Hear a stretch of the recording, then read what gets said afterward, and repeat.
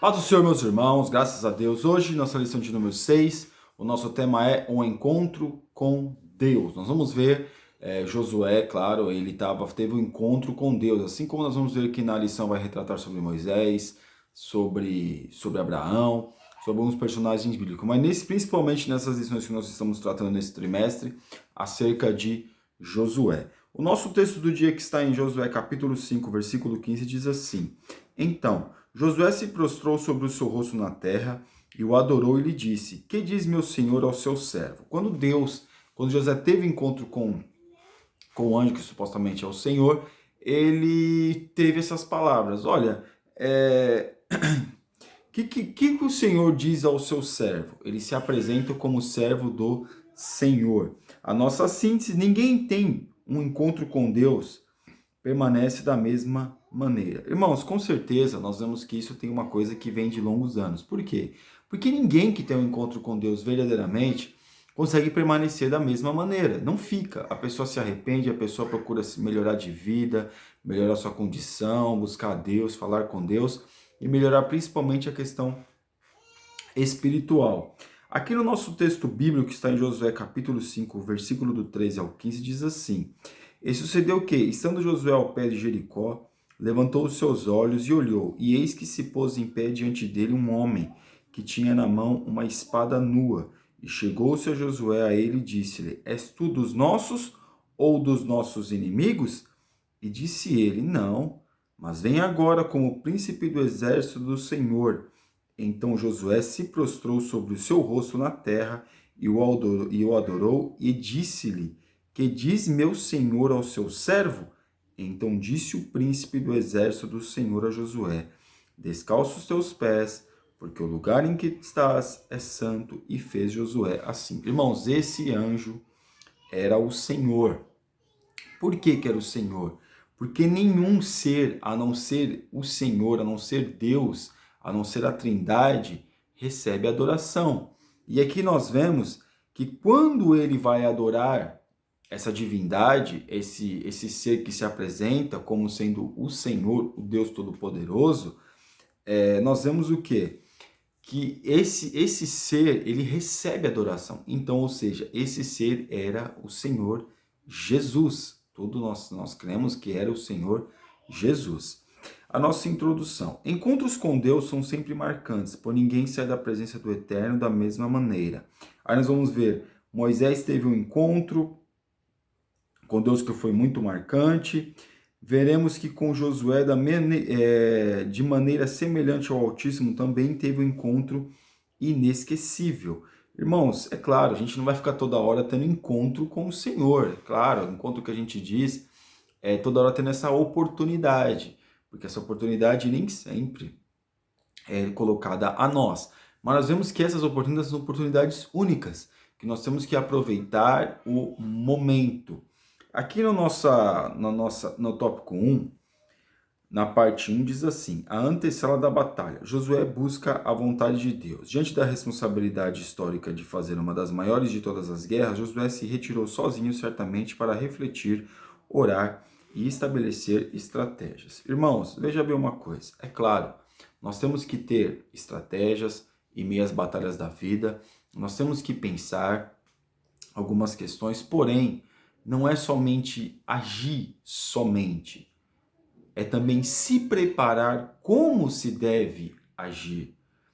Não é ficar no celular mexendo e achando que Deus vai trazer uma revelação acerca de como nós devemos agir. Não é isso. O que nós temos que fazer é meditar na presença de Deus para saber como agir mediante as batalhas, porque as batalhas vão vir, as situações vão vir. Então nós temos que criar não, nós temos que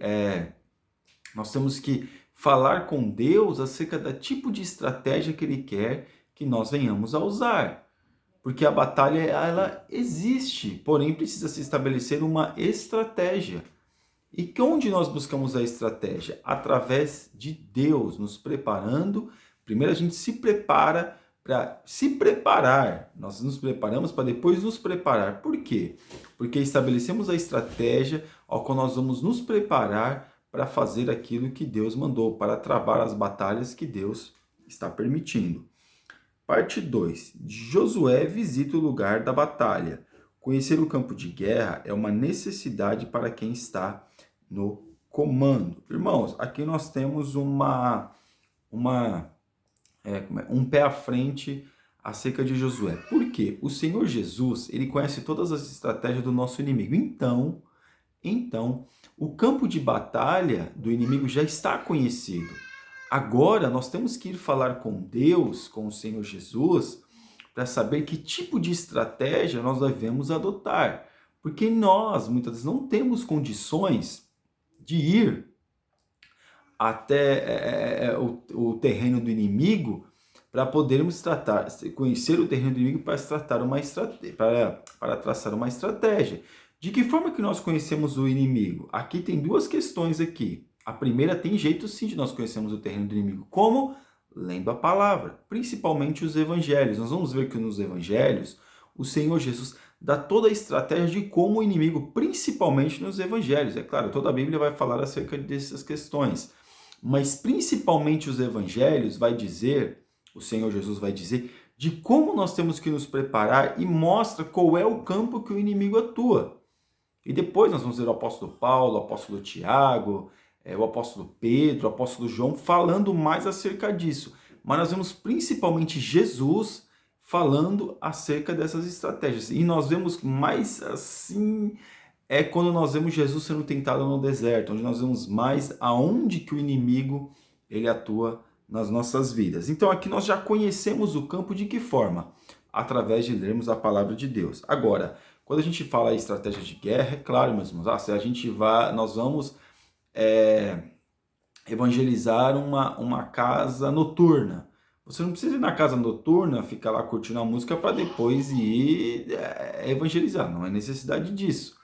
Porque através da Bíblia nós já temos essa oportunidade de fazer isso. Parte 3.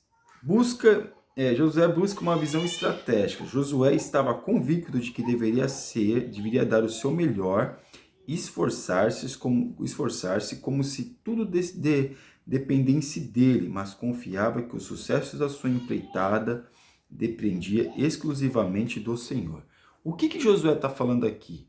O que nós entendemos que o autor da lição aqui, o comentarista, está dizendo? Tem coisas que dependem de mim, mas tem coisas que dependem de Deus. O que depende de mim, eu tenho que fazer. Agora, o que depende de Deus, Deus vai fazer. Como aquela questão de Lázaro. O que Jesus falou, Maria?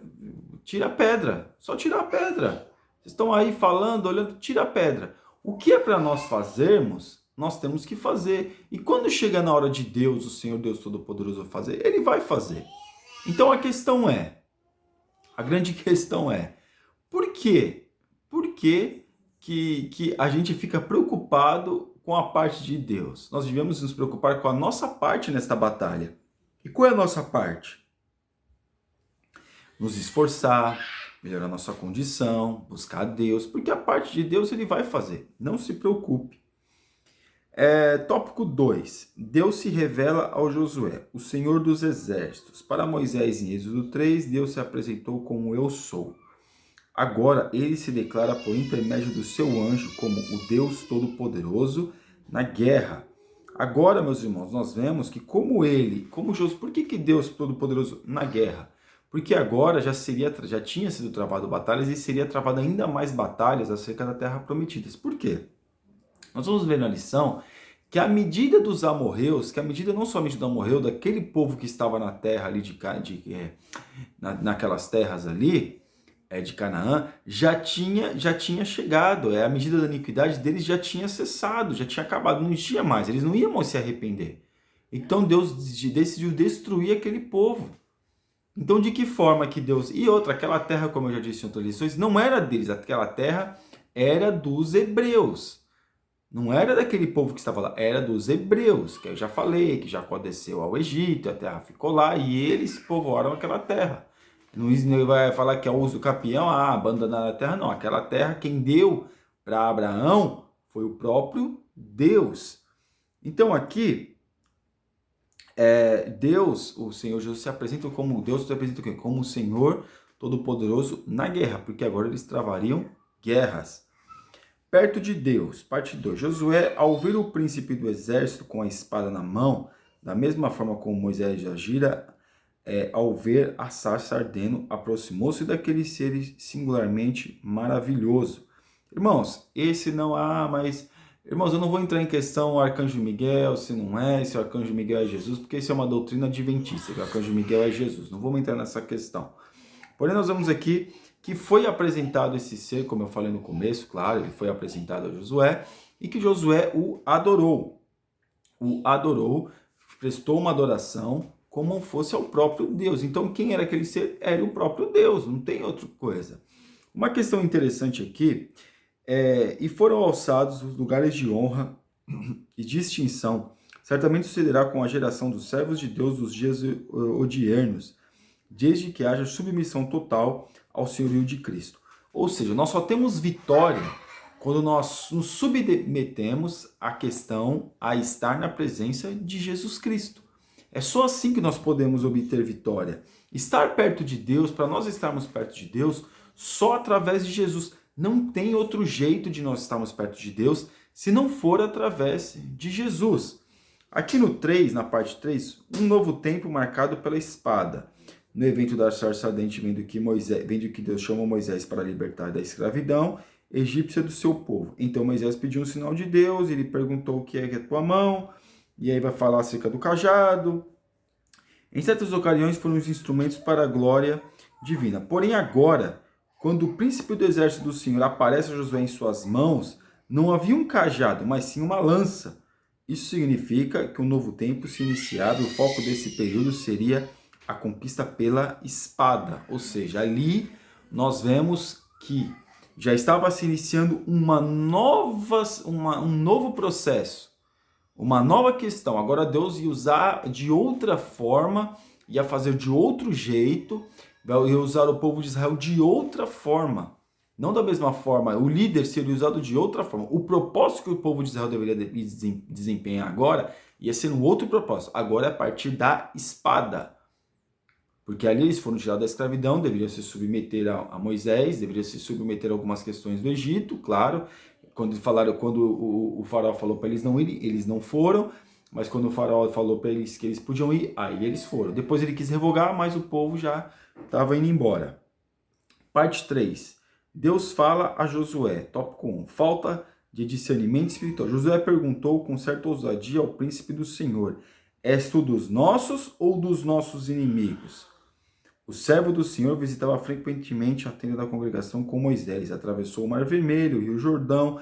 Então, ou seja, faltou um pouco de discernimento ali para Josué. Mas por que, meus irmãos? Será que faltou um pouco de discernimento para Josué? Ou ele teve um cuidado excessivo? Porque a responsabilidade nas costas dele era muito grande. Não era qualquer responsabilidade. Mas agora nós vemos que a questão agora é com ele. Não é com Moisés, mas ele não conhecia o anjo do Senhor, porque visitava a tenda de Moisés, ele andava sempre com Moisés, sempre estava com Moisés, será que ele não sabia? Irmãos, todos nós somos passíveis de ter medo, assim como aconteceu com João Batista. João Batista que ele falou, olha, vai lá e perguntar para Jesus se ele é qualquer um mesmo, ou se ele realmente é o Senhor. E João Batista é batizado a Jesus, eu particularmente já pensei que ele fez essa questão para que os seus servos ou seus discípulos pudessem acreditar em Jesus, ou também porque na hora bateu o medo nele, e por fraqueza normal das pessoas, acabou tendo uma certa desconfiança, acabou tendo certa dúvida. Mas isso, claro, Jesus, Deus Todo-Poderoso, e aqui nós vemos que quem realmente se apresentou a Josué foi o próprio Deus. Parte 3.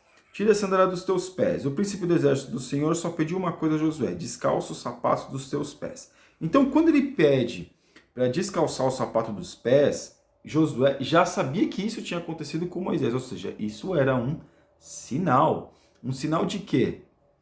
Que era o próprio Deus ali falando com Josué. Irmãos, é claro que o inimigo vai sempre nos enganar, vai sempre nos persuadir, vai sempre querer nos iludir acerca de quem realmente ele é. Mas nós temos que ter o nosso discernimento forte, a nossa visão firme na presença de Deus. Para quê? para nós não sermos enganados, para não sermos ludibriados, para não sermos, vamos dizer assim, iludidos acerca disso. O que nós temos que ter é o quê? A presença de Deus nas nossas vidas e confiando no Senhor. Amém? E a nossa conclusão: todo líder precisa, antes de começar qualquer empreendimento de fé, ter encontro marcante com Deus. Moisés e Josué desfrutaram dessa experiência e no final de suas histórias ficou evidente como vale a pena investir tempo na presença do Senhor. Nestes momentos de revelação, eles absorveram a visão correta de suas responsabilidades. Deveriam se esforçar para serem coadjuvantes de Deus e protagonistas das conquistas e vitória do povo. A responsabilidade que Deus colocou para eles era para quê? Para que o povo pudesse ser abençoado. Que Deus, irmãos, use as nossas vidas.